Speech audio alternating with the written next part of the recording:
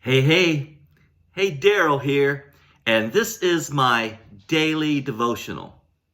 Throughout the history of the church, God has always had those with peculiar gifts to do special things in the church. Now, this is often referred to as a dumbbell. Now, this isn't much of a dumbbell, it's only 3 pounds. But it's called a dumbbell.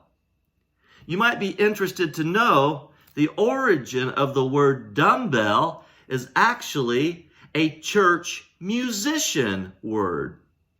Back in the old country, where there were professional bell ringers, they would take the clangor out of the bell, making it silent or dumb, as in deaf and dumb, making that a silent bell, so those professional bell ringers could practice pulling the ropes and strengthening their arms and building their bodies, so when it was time to ring the real bell, they would be physically fit for the job.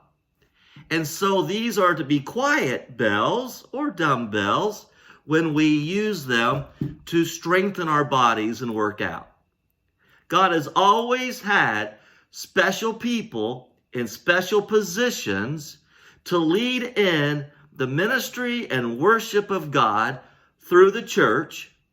Even in the Old Testament time, there were those who were set aside, who had talents in certain areas for leading the church, to leading the people, leading the worship of God.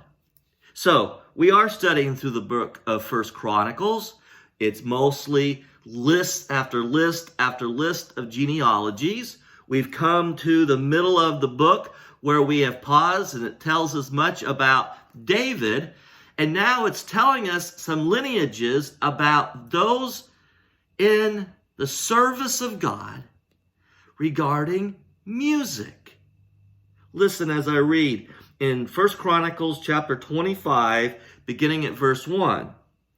David, together with the commanders of the army, set apart some of the sons of Asaph and Heman and Jeduthun for the ministry of prophesying, accompanied by harps, lyres, and cymbals. And here is the list of the men who performed this service. And then there's a whole list of genealogy of those who performed the service of music, those playing the harps, the lyres, and the cymbals as the prophesying was taking place.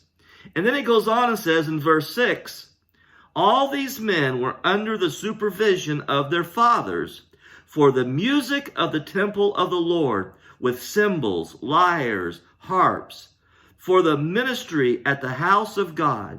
Asaph, Jeduthun, and Heman were under the supervision of the king, along with their relatives, all of them trained and skilled in music for the Lord.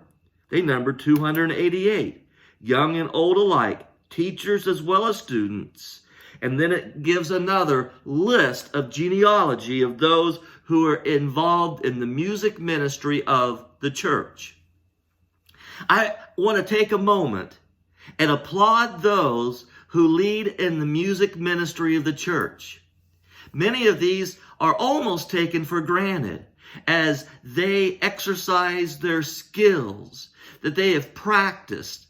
Maybe from childhood, they have been taught to play a piano or taught to sing a song or taught to lead with a guitar. And all of these have taken much time to be prepared to lead in the ministry of the music. As it says here, all of them trained and skilled in music for the Lord. I am so thankful that as a first grader, my mother set me on the piano bench and never allowed me to get up. And I am far from being a virtuoso when it comes to the piano, but the skills I have gained have helped me through the years leading music in churches, leading choirs in churches. Oh, I love to say this, so it's so true. Many times in Scripture it says, sing a new song into the Lord. And never once does it say, sing an old song to the Lord.